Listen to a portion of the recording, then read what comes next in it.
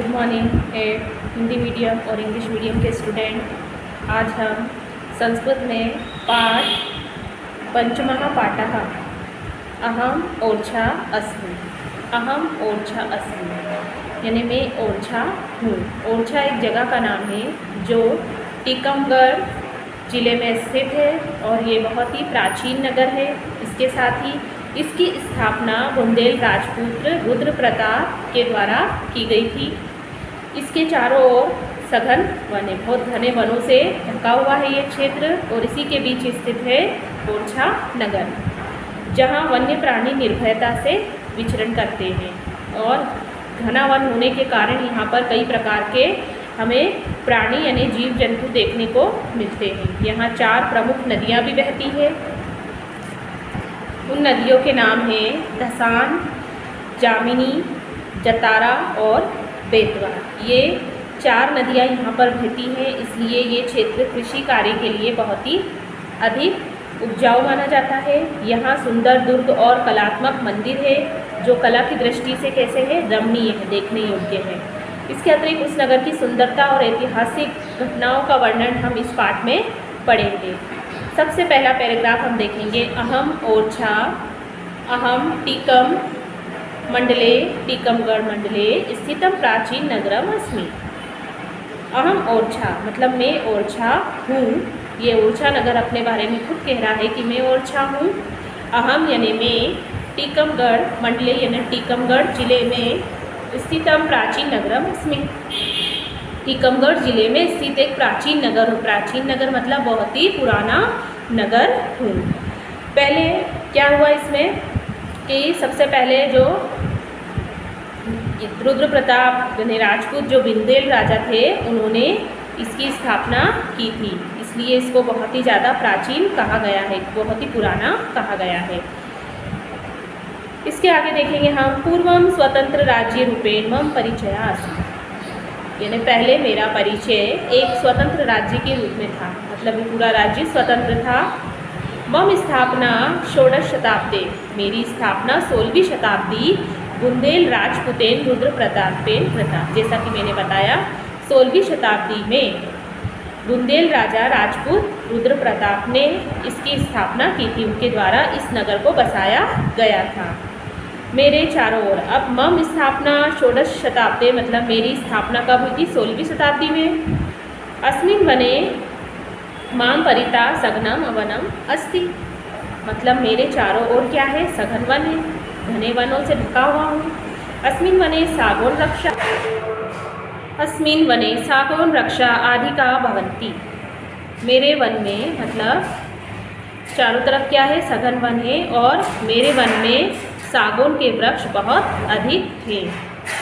सागौन काष्ठम बहुमूल्यम होती, और सागौन की जो काष्ठ है, काष्ठ मतलब लकड़ी, बहुत बहुमूल्य है।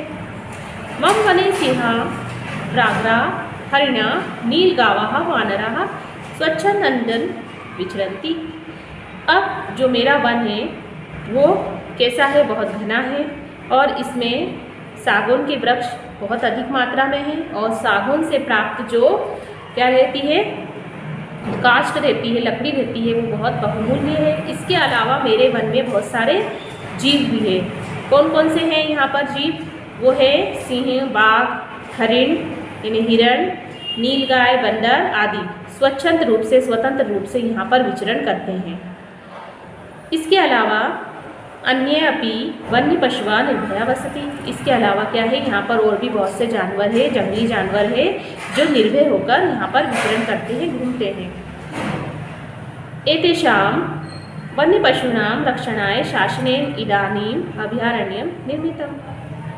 एतेषां मतलब इन जानवरों की रक्षा के लिए शासन ने अब अभयारण्य बना दिया है। अभयारण्य वो होते हैं जहाँ पर शिकार करने की अनुमति नहीं होती है और किसी भी व्यक्ति को बिना अनुमति के वन में प्रवेश नहीं दिया जाता। उन पर सख्त कानून लागू होता है कि ना वो शिकार कर सकते हैं, ना ही वो किसी प्रकार से किसी भी जीव जंतु को हानि पहुँचा सकते हैं।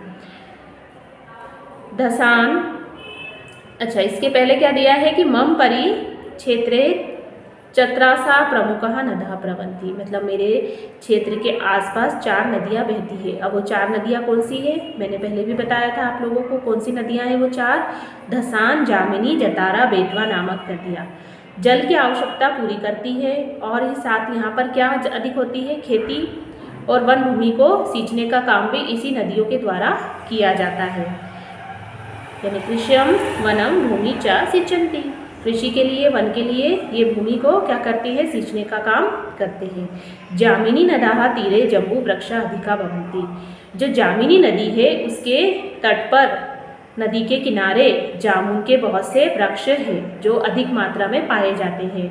मम दक्षिण भागे जामिनी वेत्रवत्यो संगमा अस्ति, और इसके अलावा जामिनी नदी के किनारे जामुन के वृक्ष तो है ही, इसके अलावा क्या है, मेरे दक्षिणी भाग में जामिनी और बेतवा नदी का संगम स्थल है। मतलब यहाँ पर दक्षिण में जाकर ये दोनों नदियाँ क्या करती है, मिलती है।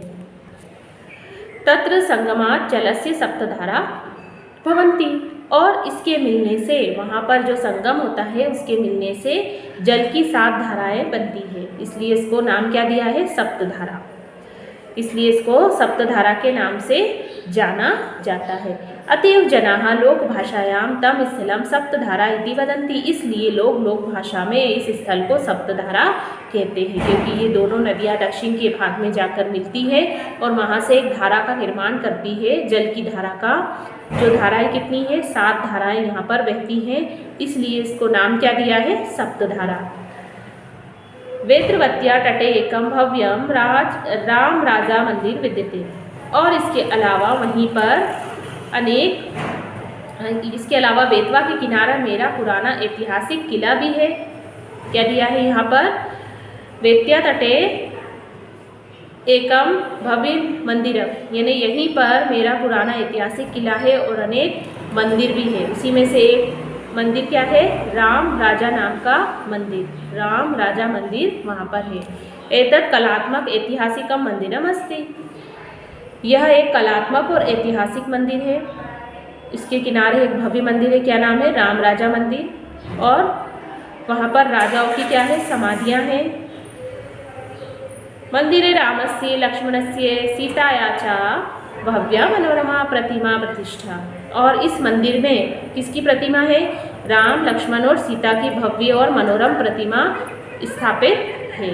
तो दक्षिण में सप्तधारा है जहाँ पर 2 नदियों का संगम होता है, बेतवा और जामिनी, और इसलिए इसको सप्तधारा कहा जाता है। बेतवा के किनारे मेरा पुराना ऐतिहासिक किला है और वहीं पर बहुत सारे राजाओं की समाधि है, और ठीक उसी के पास में, उसी के किनारे एक भव्य राम राजा मंदिर है जिसमें किसकी प्रतिमा स्थापित है, राम लक्ष्मण और सीता की मनोरम और भव्य प्रतिमा स्थापित है। यहाँ तक इस पाठ को आप पढ़ेंगे, समझेंगे। अगला भाग हम अगली वीडियो में पढ़ेंगे।